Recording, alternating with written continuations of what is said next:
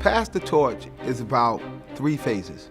The first phase is, what was the Postal Service like before the strike? We need to preserve that history and the people that sacrificed to make that history. The second phase is, what was the results of the strikes? How did the post office change? How did it get better? And then the third phase is, how is the post office today? After all that struggle, are we better today than we were then? The only way we can answer that question is we have to take the time to take a look at it. And it starts with a conversation. Every great idea starts with a conversation.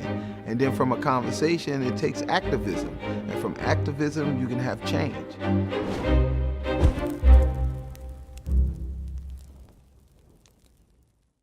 We want to welcome you today to a roundtable discussion called Pass the Torch. What is Pass the Torch? Pass the Torch is a group of volunteers that have decided to come together to set the record straight. But most of all, in this session, we want to talk about what it was like before the strike. Too many people talk about rights, their rights, this rights, our rights, and they don't know what their rights are. So we decided to bring the retirees together with some of the newly converted employees and younger employees in the Postal Service so we can get a clear idea on what those rights are and how they were accomplished.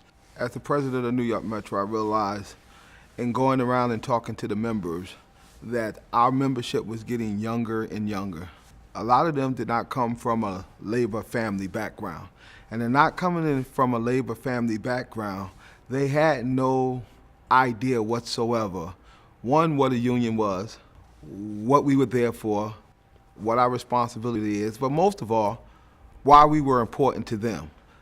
It was not a failure on their part, it was a failure on our part, that the older generation did not take the responsibility to pass the torch, to pass the information down to them so they can preserve everything that was worked for before these PSCs came along. I started in '69. Okay. And they had a union. It was just before the strike. Okay. And when I came in, I was approached by a shop steward to join the union. I did, because the post office is a good job. You send your kids to college, give you a nice career, and have good benefits. That's why I like the post office. And the union been good too. Well, what was the biggest problem when you was in the Postal Service? What was the biggest problem you saw? Keeping a job. Because your job was only as good as your passing the schemes. You had to put up a certain portion of a scheme each 30 days. Wow. And you had to learn, maybe 500 cards to learn. When the time came around, to prove that you learned it, you had to throw 100 cards and you had to pass by 95%. If you didn't pass the scheme, you were out of a job. By being in the union, if you didn't pass the scheme, you went up to see somebody from the postmaster's representatives, but at least they went up and talked for you, and they gave you another chance for another 30 days. That still didn't mean you didn't lose a job, though. But the union was there to help fight for you. That's what the main thing was. I started in the post office in November 1965. Well, the conditions was kind of rough. It was the supervision and the way you was talked to, and you had a number, like you was in prison. You had to refer to that number. I still remember my number today, 658-2239. You had to remember that number to pick up your paycheck, and any questions that they would identify you by, you had to know that number. When you first started, what was the biggest problem in the Postal Service that you felt needed to be corrected? It was quite a few things. One of the biggest one was the two-way mirror in the women's bathroom. I found that very disturbing. And it took a few years before we got that straightened out. Up over the stalls, they had a two-way mirror. I guess their job was to see if anybody was stealing. Well, they had mirrors every place, but the worst place you can have them is in the bathrooms. And when the women go in there to use the bathroom, and somebody behind you looking. We just couldn't get over that. And we fought for that for the longest. It wasn't because the union wasn't fighting, but the post office figured that we are only using it when we think someone is stealing. And they run into the bathroom facilities, and we can monitor them. So that's why it took so long for them to remove it. You know, I just couldn't believe it. It was so horrible. It made you nervous to go to the bathroom because you thought people were looking at you, which most of the time they were. And the union won that case for us. They really didn't want women in there. We were not allowed to wear pants, honestly and truthfully. Walked around with a yardstick. To find out how And if your skirt was too short, if you didn't have one to change in, you had to go home. They did not want the men and women mixed in the cafeteria room.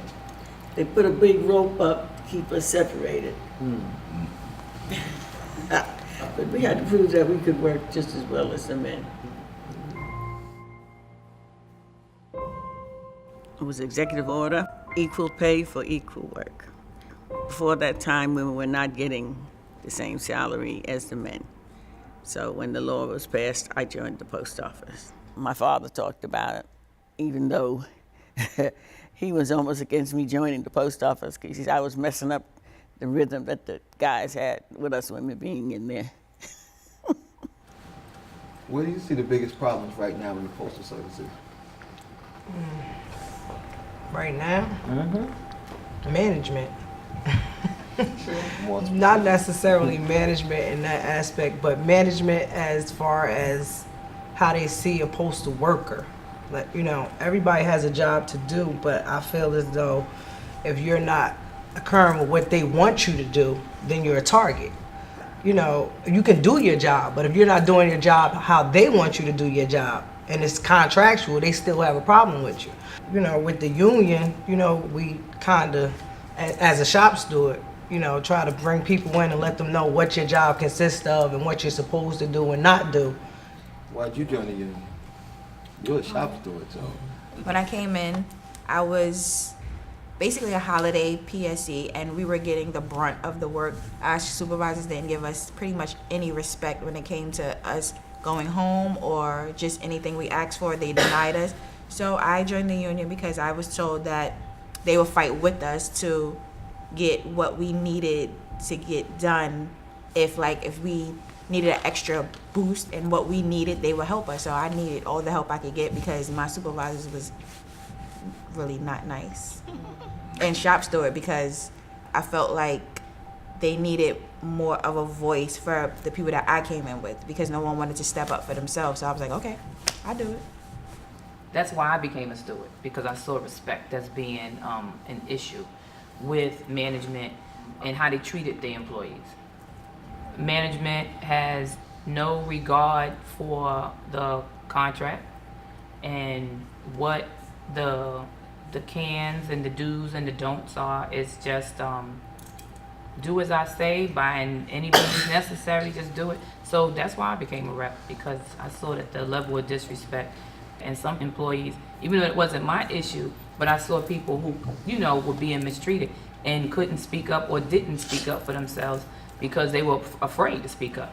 But even today, in my position, I still see respect is still the issue, is still the problem.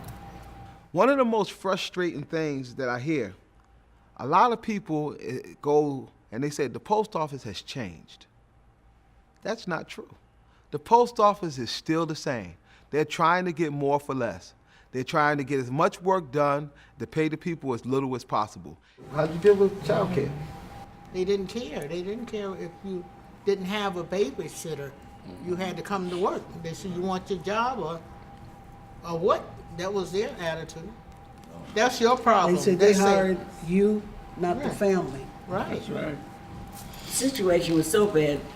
I worked midnights. I have my 35 years, I worked midnights, and that's really bad. You know that there are no facilities that actually could put your child at. I hate to say that up to this year, it still is a bad situation. I want to tell you, a whole lot of women who came in the post office lost their job. And those who did not have a parent or somebody that could take care of their children while they worked. My grandfather was a postal worker, and he was a custodian for many years. When he worked in the postal service, it was an extended family. We used to go to cookouts. I had more uncles and aunts than you can believe. Everybody was my uncle, and everybody was my aunt. Workers kind of stuck together, and they worked with each other. So if you had child care issue, it was an issue where he worked at that they dealt with amongst each other, because they would babysit each other's kids. Like somebody be a day off. So that became one of the advantages of being a union outside of the contract, because what it did is it made you a family. But they talked about the post office differently than we talk about the post office today. You can see the pride in which they talked about their job. I want to be able to bring back pride in being a postal worker. I'm proud to be a postal worker. I'm proud to be able to serve the American people. That means something. That means something to me.